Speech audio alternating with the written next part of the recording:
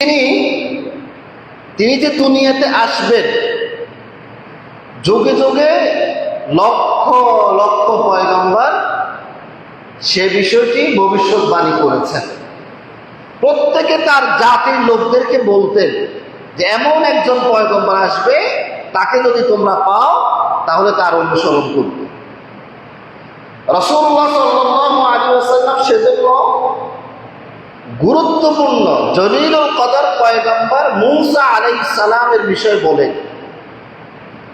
আপনারা জানেন উলুল আজম পয়গম্বর হচ্ছেন 5 জন। কয়জন? মানে যত নবী রাসূল আছেন সকল নবী রাসূলই সম্মানিত, মর্যাদাবান। বাকি মর্যাদার মধ্যে, ফজিলতের মধ্যে ক্যাটাগরি ভিন্ন থাকে কিনা? যেমন সবাই সেনাবাহিনী, সেনাবাহিনীর মধ্যে সবাই কি একই মর্যাদা নাকি ক্যাটাগরি ভাগ আছে? ভাগ আছে।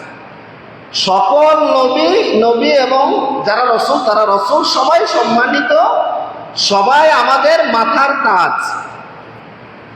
বাকি নবীদের মধ্যে আবার কি আছে? মর্যাদাগত ভিন্নতা। এই কথাটা আল্লাহ কোরআনে বলেছেন, তিলকার রসুল ফাদ্দালনা বা'দাহুম আলা বা'দ।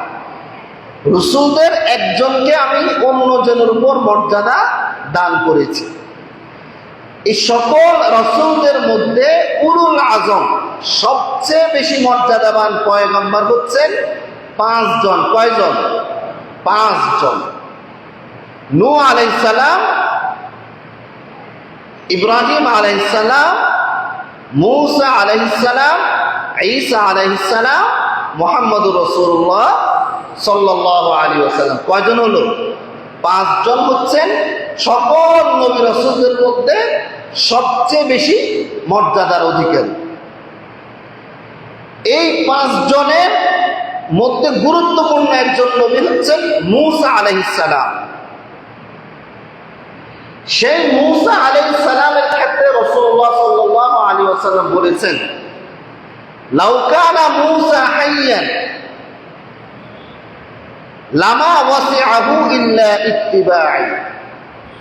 আমার এই সময় যদি মূসা জীবিত থাকতো, আমি নবুয়ত লাভ করার পরে যদি মূসার মতো, মূসা আলাইহিস সালামের মতো পয়গম্বর যদি এখন জীবিত থাকতো, লামা ওয়াসিআহু, তার কোনো সুযোগ ছিল না, তার জন্য কোনো উপায় ছিল না, ইল্লা ইত্তিবা'i, আমার অনুসরণ ব্যতীত। মানে মূসা আলাইহিস সালাম থাকলেও উনি কার অনুসরণ করতে বাধ্য? মুহাম্মদুর রাসূলুল্লাহ সাল্লাল্লাহু আলাইহি ওয়াসাল্লাম। তাহলে দেখেন রাসূলুল্লাহ সাল্লাল্লাহু আলাইহি ওয়াসাল্লামের অনুসরণ সকলকে কি করতে হবে। সেই রাসূলুল্লাহ সাল্লাল্লাহু আলাইহি ওয়াসাল্লামের জন্য উনি যে দুনিয়াতে আসবেন, এই বিষয়টি সকল নবী রাসূল ভবিষ্যৎবাণী করতেন। আমরা গত জুমায় ইব্রাহিম আলাইহিস সালামের আলোচনা করেছি, ঈসা আলাইহিস সালামের সুসংবাদের কথা বলেছি কোরআন থেকে। সকল নবী রাসূল যে রাসূলুল্লাহ সাল্লাল্লাহু আলাইহি ওয়াসাল্লামের আগমনের ভবিষ্যৎবাণী করতেন এবং সকল নবী রাসূলদের মধ্যে যিনি রাসূলুল্লাহ সাল্লাল্লাহু আলাইহি ওয়াসাল্লামকে পাবে তার অনুসরণ করতে হবে, এই বিষয়টি কোরআনে আছে। সূরা আলে ইমরানের 81 নম্বর আয়াত। কত নম্বর আয়াত? 81। আল্লাহ তাআলা বলেন, وَإِذْ أَخَذَ اللَّهُ مِيثَاقَ النَّبِيِّينَ لَمَا آتَيْتُكُم مِّن كِتَابٍ وَحِكْمَةٍ ثُمَّ جَاءَكُمْ رَسُولٌ مُصَدِّقٌ لِّمَا مَعَكُمْ لَتُؤْمِنُنَّ بِهِ وَلَتَنصُرُنَّهُ قال أأقررتم وأخذتم على ذلكم إصري قالوا أقررنا قال فاشهدوا وأنا معكم من الشاهدين। আল্লাহ তাআলা বলেন, আপনি ওই সময়ের কথা স্মরণ করুন যখন আল্লাহ তাআলা সকল নবীদের থেকে অঙ্গীকার নিয়েছেন, প্রতিশ্রুতি নিয়েছেন যে আমি তোমাদেরকে কিতাব এবং হিকমত দেওয়ার পর, তোমরা নবী, তোমাদেরকে আমি কিতাব দিয়েছি, হাদিস দিয়েছি, এরপরও যদি তোমাদের কাছে যদি এমন রসুল আসে যিনি তোমাদের সাথের কিতাবকে সত্যায়ন করবে, তোমাদের ঠিক এ কথাটা তিনি ঘোষণা দিবে, এরকম রসুল যদি তোমাদের কাছে আসে, লা তুমিনুন্না বিহি, অবশ্যই তোমরা তার প্রতি ঈমান আনবে। কার কথা বলতেছেন? রাসূলুল্লাহ সাল্লাল্লাহু আলাইহি ওয়াসাল্লামের বিষয়ে সকল নবীদের থেকে আল্লাহ তাআলা অঙ্গীকার নিচ্ছেন, সকল নবীদের থেকে, যে তোমরা যদি, তোমাদের কাছে যদি এমন রাসূল আসে যে তোমাদের কিতাবকে সত্যায়ন করবে, তাহলে অবশ্যই তোমরা তার প্রতি ঈমান আনবে, ওয়ালা তানসুরুন্না, এবং তাকে সাহায্য করবে। এই কথা বলে দেখেন রাসূলুল্লাহ সাল্লাল্লাহু আলাইহি ওয়াসাল্লামের ফজিলতটা দেখেন। এই কথা বলে আল্লাহ তাআলা আবার বলতেছেন, আকরারতুম, আমার এই ওয়াদা, আমি যে তোমাদেরকে ওয়াদা নিচ্ছি, এটা কি তোমরা স্বীকার করো? ক্বালু আকরারনা, সকল নবীরা কি বলল? আমরা স্বীকার করি। উনি যদি, ওই রাসূলকে যদি আমরা পাই, তাহলে আমরা ওনার প্রতি ঈমান আনবো এবং ওনাকে আমরা কি করব? সহযোগিতা করব। এরপরে আল্লাহ তাআলা বলতেছেন, তোমরা একে অপরের সাক্ষী থাকো, আমিও কিন্তু সাক্ষী। তার মানে রাসূলুল্লাহ সাল্লাল্লাহু আলাইহি ওয়াসাল্লাম এমন নবী,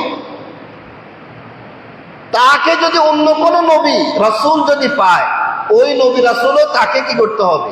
মানতে হবে, তার প্রতি ঈমান আনতে হবে। তিনি আসলে আর কোন নবীর শরীয়ত কি করবে না? চলবে না। এরকম পয়গম্বরের উম্মত হচ্ছি আমরা, গুনাহগার।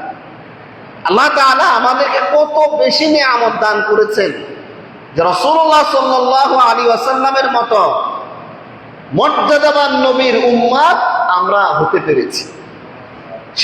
সেজন্য ওই নবীর প্রতি ভালোবাসা, ওই নবীর প্রতি টান, ওই নবীর প্রতি আকর্ষণ, এটি আমাদের ঈমানের সাথে ওতপ্রোতভাবে জড়িত।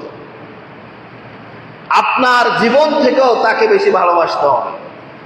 আপনার মঞ্চে, আপনার দোকানে, আপনার মজলিসে, আপনার বৈঠকে আপনি অন্য কথার সাথে তার বিষয়ে আলোচনা থাকতে হবে, তার উপর দুরূদ পড়তে হবে। আপনি আলোচনা করেন, সারাদিন পত্রিকা পড়েন, দোকান পাটে বসে আড্ডাবাজি করেন, সারাদিনে একবার আপনি তার নাম নেওয়ার সুযোগ হলো না, বছরে একদিন জশ্ন জুলুস করে ফেললেন, এই ভালোবাসার কোনো কি নেই, দাম নেই। প্রকৃত ভালোবাসা সব সময় তাকে নিয়ে আলোচনা করতে হবে, তার জীবন থেকে শিক্ষা নিতে হবে, তার সিরাত চর্চা করতে হবে। রাসূলুল্লাহ সাল্লাল্লাহু আলাইহি ওয়াসাল্লামের জীবনী পড়েছেন, এখানে যারা আছেন সম্পূর্ণ একটি জীবনী গ্রন্থ পড়েছেন, কেউ কি বলতে পারবেন পড়েছেন? আপনার সারা জীবন, আমার সারা জীবন বৃথা। এই জীবনে যা করছে সব ফাও, সব লস। আপনার জীবনে আপনি আপনার জীবনটা কিভাবে আপনি তৈরি করবেন, আপনার জীবন কেমন হবে, আপনি যার জীবন থেকে শিখবেন, তার জীবনে জানলেন না, তার জীবনে পড়লেন না, আপনার 16 আনায় বৃথা। প্রিয় ভাইরা, রাসূলুল্লাহ সাল্লাল্লাহু আলাইহি ওয়াসাল্লামের সিরাত পড়ার চেষ্টা করেন। সিরাত গ্রন্থ কিনে নেন, বাজারে পাওয়া যায়, ফেনীতে আপনারা এখানে যেখানে সেখানে পাবেন, লাইব্রেরিতে। আর রহিকুল মাকতুম আছে, আরো বিভিন্ন সিরাতের বই আছে। আপনারা যারা বাংলা পড়তে পারেন, বাংলা অনুবাদটা কিনে নেবেন, প্রত্যেকদিন একটা দুইটা পরিচ্ছেদ করে পড়বেন। দেখবেন জীবন রাসূলুল্লাহ সাল্লাল্লাহু আলাইহি ওয়াসাল্লামের সাথে আমাদের জীবন কত ঘনিষ্ঠ। আমাদের যুবকেরা অনেক কিছু করে, রাজনীতির ময়দানে মিছিল করে, দলের জন্য জীবন দেয়, দলের জন্য জীবন বাজি রেখে আহত হয়, নিহত হয়। কিন্তু রাসূলুল্লাহ সাল্লাল্লাহু আলাইহি ওয়াসাল্লামের জন্য তার একটু আলোচনা, তার জবানকে সে ব্যয় করতে পারে না। এটা খুবই আফসোসের বিষয়। সারা জীবন আপনি প্রত্যেকদিন পত্রিকা পড়েন, পত্রিকার শুরু থেকে শেষ পর্যন্ত এক লাইন বাদ দেন না, কত মনোযোগের সাথে পত্রিকা পড়ে। আর আপনি সারাদিনে 10 মিনিট সিরাতের একটি বই পড়তে পারলেন না, আপনি কি মনে করেন আপনি শুধু রাসূলুল্লাহ সাল্লাল্লাহু আলাইহি ওয়াসাল্লামের উম্মত মুখে বললে হবে? বাস্তব জীবনে কতটুকু? আপনার জীবন আপনি গঠন করবেন কার জীবন দিয়ে? সেজন্য প্রিয় ভাইরা, যারা লেখাপড়া জানেন, পড়তে পারে, আল্লাহর ওয়াস্তে এই মাস রাসূলুল্লাহ সাল্লাল্লাহু আলাইহি ওয়াসাল্লামের উপর আলোচনা হয় সব জায়গায়, সর্বসময় আমরা আলোচনা করি। ওনার একটি সিরাত বই কিনে নেন, প্রত্যেকে কিনে নেন। কয়েকটা কপি কিনবেন, নিজে একটা পড়বেন, স্ত্রীকে একটা দিবেন, ছেলে মেয়েকে দিবেন। আপনার ছেলে মেয়ে উশৃঙ্খল হবে না, কে উশৃঙ্খল হবে? আপনার ছেলে মেয়ে কার জীবন অনুযায়ী জীবন গঠন করবে, এটা কি আপনি শিখিয়েছেন? আপনি কি আপনার ফ্যামিলির লোককে বলেছেন? আপনার ছেলেকে বলেছেন বাবা তুমি রাসূলুল্লাহ সাল্লাল্লাহু আলাইহি ওয়াসাল্লামের জীবনী পড়ো? আপনার মেয়েকে বলেছেন আয়েশা রাদিয়াল্লাহু আনহার জীবনী পড়ো? আপনি বলেছেন? বলেন নাই। আপনার ছেলে মেয়ে উশৃঙ্খল হবে না তো কি হবে? আমরা শুধু আলোচনা জুমার ওয়াজ করে যাই, আপনারা শুধু শুনে যান, বাস্তব জীবনে কোনো প্রয়োগ নেই। এই যে রশ্মি ওয়াজ, এগুলোতে কি লাভ?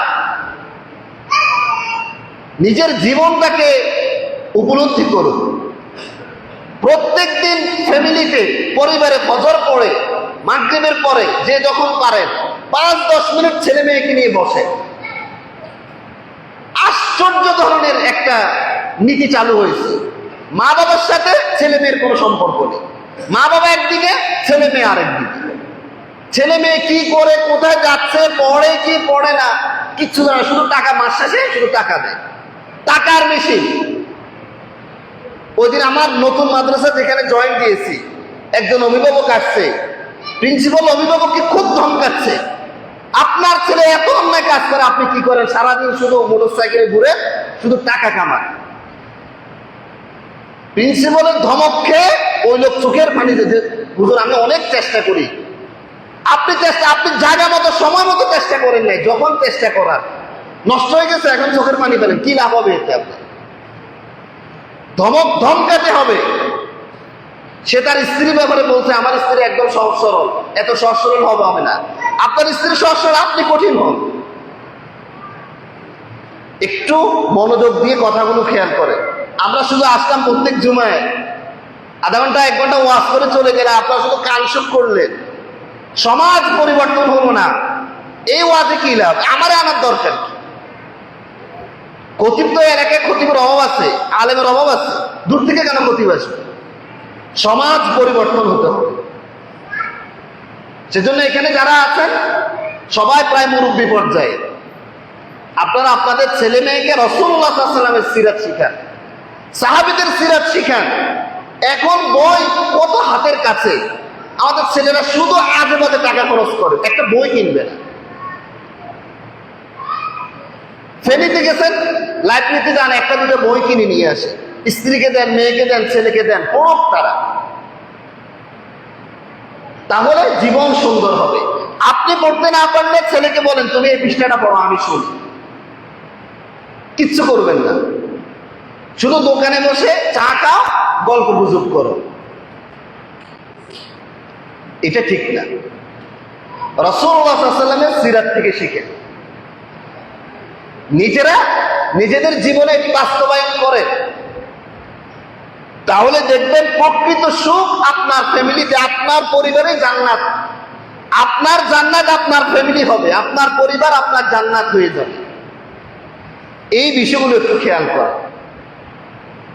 প্রিয় ভাইরা, আমরা আলোচনা করতেছিলাম রাসূলুল্লাহ সাল্লাল্লাহু আলাইহি ওয়াসাল্লামের বিষয়ে ভবিষ্যৎবাণী করেছেন সকল নবী। বিভিন্ন ধর্মগ্রন্থে, বাইবেলের ওল্ড টেস্টামেন্ট, নিউ টেস্টামেন্ট, তাওরাত, ইনজিল যেগুলো বিকৃত হয়ে গেছে, সকল নবীরা যে ভবিষ্যৎবাণী করেছেন বাইবেলের মধ্যে আছে।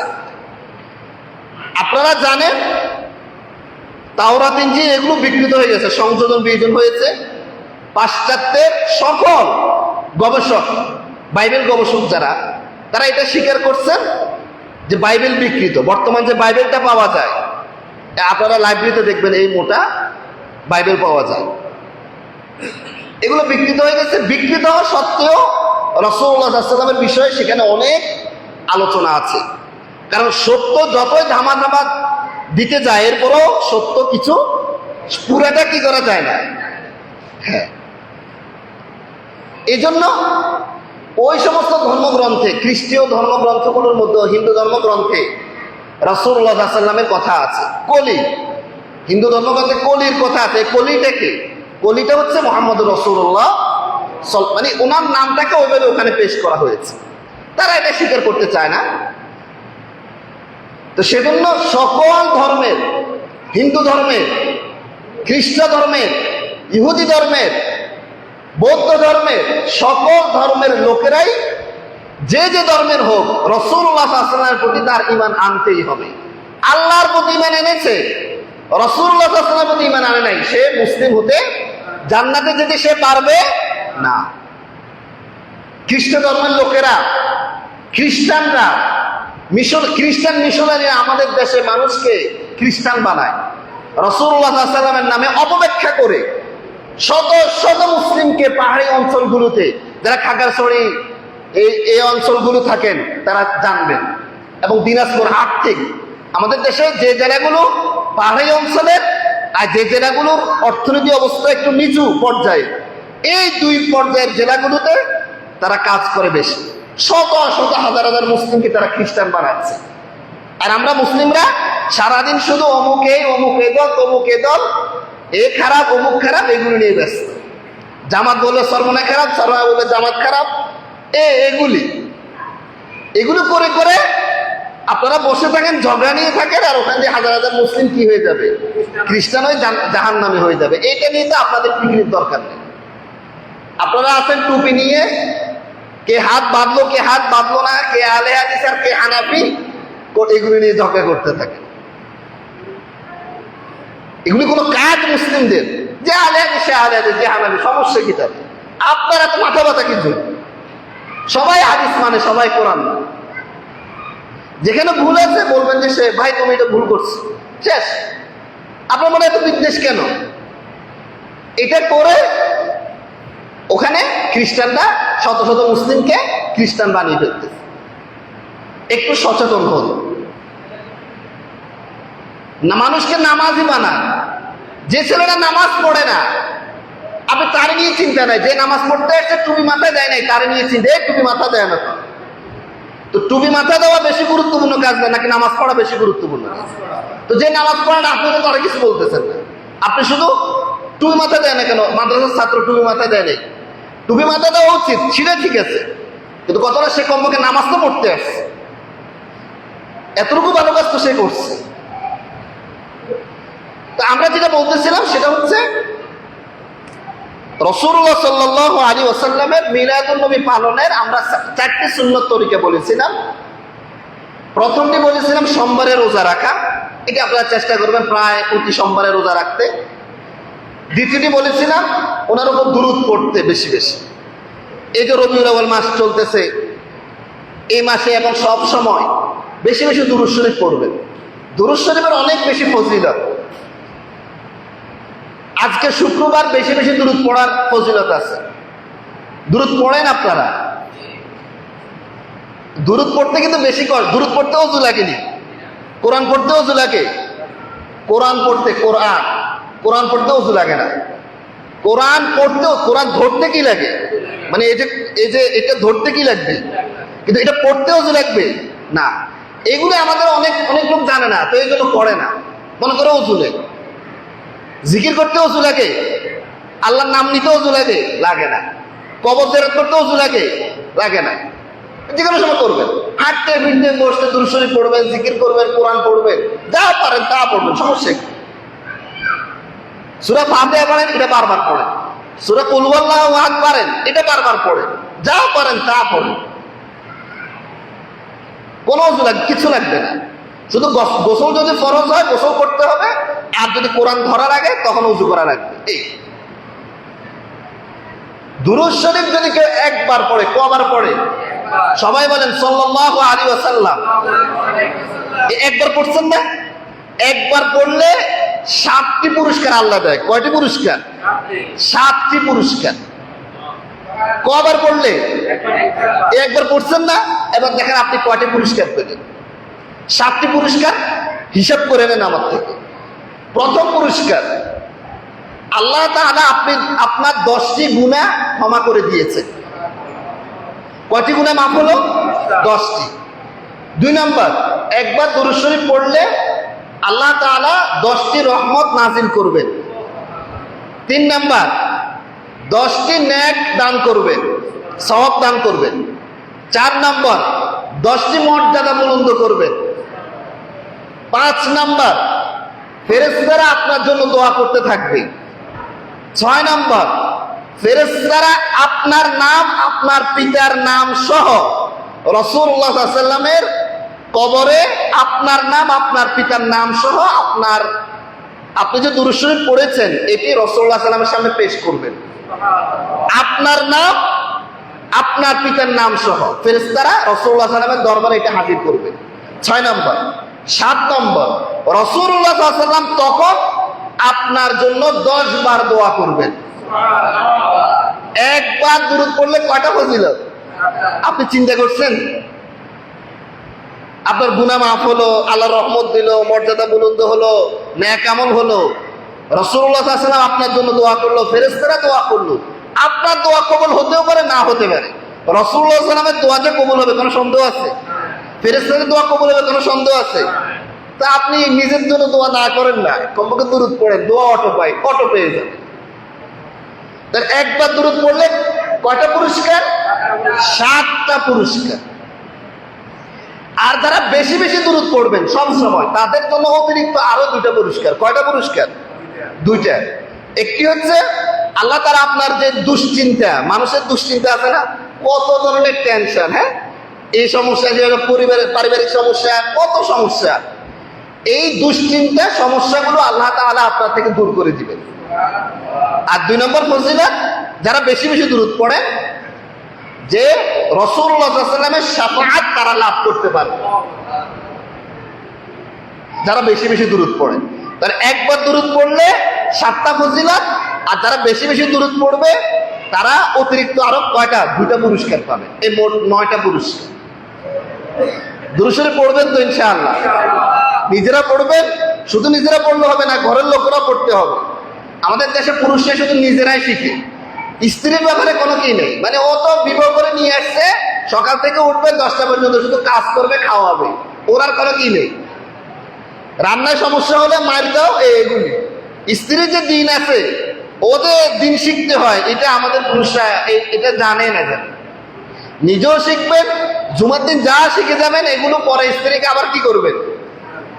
শিখাবেন। আজে বাজে গল্প না করে দিনই গল্প করবেন, তাহলে দিনও শিখা হবে, গল্প হবে। এই হলো রাসূলুল্লাহ সাল্লাল্লাহু আলাইহি ওয়াসাল্লামের মিলাদ পালনের 2য় তরিকা, দুরূদ বেশি পড়া। আর 3 নম্বর, আমরা একটু আগে গত সপ্তাহে আলোচনা করেছি, 3 এবং 4, রাসূলুল্লাহ সাল্লাল্লাহু আলাইহি ওয়াসাল্লামের সিরাত আলোচনা করা, সিরাত পড়া, জীবনী পড়া, জীবনী আলোচনা করা, এবং ওনার শান মান সারা বিশ্বে ছড়িয়ে দেওয়া। এই বিষয়গুলো আমরা আমল করার চেষ্টা করবো ইনশাআল্লাহ। এখন কথা হচ্ছে, আপনারা যারা রাসূলুল্লাহ সাল্লাল্লাহু আলাইহি ওয়াসাল্লামের এই আলোচনাগুলো শুনলেন, এর থেকে আমরা কি বুঝলাম? যে ওনার জীবন থেকে আমরা শিখতে হবে। এখন ওনার জীবনে কি আছে?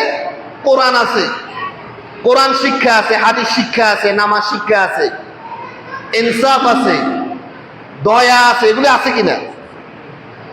ওনার জীবনে গান শিক্ষা আছে কিনা? গান চর্চা আছে কিনা? এখন আমাদের দেশের প্রাইমারি স্কুলে আমাদের নেতৃবৃন্দ উলামায়ে কেরাম প্রস্তাব দিয়েছে সরকারের কাছে, ধর্মীয় শিক্ষক পিতামাতা গান শিক্ষক এটা চায় না। এখন সরকার কি করলো? ধর্মীয় শিক্ষক না দিয়ে গানের শিক্ষকের রুলস জারি করলো। তো প্রশ্ন হলো, আমাদের 90% মুসলিমের দেশে আমাদের অভিভাবকগণ তো তাদের ছেলে মেয়েকে প্রাইমারিতে গান শিক্ষার জন্য ভর্তি করাচ্ছেন। তো আপনি মুসলিম দেশে মুসলিম ছেলে মেয়েদের কোরআন শিক্ষা করার জন্য ধর্মীয় শিক্ষক না দিয়ে আপনি গান শিক্ষা করার শিক্ষক কেন দিচ্ছেন? এই ধরনের ফাইজলামি এই সরকারকে কে দিচ্ছে? যত ধরনের উল্টাপাল্টা কাজ এই সরকার শুরু করছে। ওখানে এলজিবিটিকিউ, ওখানে জাতিসংঘ কমিশন, মানে যেগুলো আমাদের দেশের সাথে কোনো সম্পর্ক নাই, সব কাজ তারা এখন শেষের দিকে এসে শুরু করছে। সর্বশেষ আমাদের ছেলে মেয়েদের মন থেকে কোরআনের শিক্ষা উঠিয়ে দিয়ে এই যত সব অপসংস্কৃতিগুলো যাতে আমাদের ছেলে মেয়েদের মধ্যে থাকে, এই জন্য ওরা এখন গানের শিক্ষক নিয়োগ দেয়। আমাদের যুগ যুগ ধরে প্রস্তাব হচ্ছে ধর্মীয় শিক্ষক দিবে, এটার কোনো খবর নেই। সেজন্য আপনারা সোচ্চার হন যে আমাদের দেশে অনিসলামিক কোনো কার্যক্রম, অপসংস্কৃতির কোনো কার্যক্রম যাতে প্রকাশ্যে না হতে পারে, ঠিক কিনা? এবং আমরা চাই প্রাইমারি স্কুলগুলোতে ধর্মীয় শিক্ষক নিয়োগ দেওয়া হোক। আপনারা চান কিনা? সবাই চান কিনা? সেজন্য আওয়াজ তুলতে হবে। আমরা সবাই চাই আমাদের ছেলে মেয়ে পড়ুক মাদ্রাসায়, পড়ুক স্কুলে, যেখানেই সে পড়ুক, যাতে তার জীবন কোরআনের সাথে থাকে, ঠিক কিনা? আমাদের ছেলে মেয়ে যাতে প্রাইমারিতে কোরআন শিখতে পারে, ইংরেজিও শিখবে, বাংলাও শিখবে, অঙ্কও শিখবে, কোরআনও শিখবে, ঠিক কিনা? আল্লাহ তাআলা আমাদেরকে বুঝার তৌফিক দান করুন। এবং আমরা সরকারকে বলবো, এই সমস্ত আত্মঘাতীমূলক, নিজেদের জীবন ধ্বংসকারীমূলক কোন সিদ্ধান্ত যাতে তারা না নেয়। তারা যাতে এদেশের মুসলিমদের যে টেন্ডেন্সি, এদেশের মুসলিমদের যে চেতনা, এই চেতনাকে তারা যাতে সম্মান জানায়, সম্মান জানিয়ে সিদ্ধান্ত নেয়, ঠিক কিনা? আল্লাহ তাআলা আমাদেরকে হেদায়েত দান করুন, বুঝার তৌফিক দান করুন। সেজন্য আমরা বলি, অভিভাবকবৃন্দ, যে প্রতিষ্ঠানে ভর্তি করেন আপনার ছেলে মেয়ের দুনিয়াও ধ্বংস, আখিরাতে ধ্বংস, এরকম প্রতিষ্ঠান দিয়েন না। আপনি বুঝবেন, আপনারা বুঝবেন যে প্রতিষ্ঠানে দিলে আপনার ছেলে দিনও শিখবে, দুনিয়াও শিখবে, আপনি ওই প্রতিষ্ঠানে দেন। কমপক্ষে ক্লাস 3 পর্যন্ত হলেও আপনারা নুরানি মাদ্রাসাগুলোতে বা এরকম প্রাইভেট দিনী মাদ্রাসাগুলোতে পড়ান, এরপর স্কুলে দেন, যেখানে দেন, তাহলে ছোটকালে কমপক্ষে সে কি করলো, কোরআনটা শিখতে পারেন। এরপর আপনি স্কুলে দিলে তো সমস্যা নেই। এই বিষয়গুলো একটু খেয়াল করার চেষ্টা করবেন। আল্লাহ তাআলা আমাদেরকে আমল করার তৌফিক দান করুন। সুবহানাকাল্লাহুম্মা ওয়া বিহামদিকা আশহাদু আল্লা ইলাহা ইল্লা আনতা আস্তাগফিরুকা ওয়া আতুবু ইলাইক। যারা কবলা জমা পড়েন নাই, কবলা জমা পড়েন।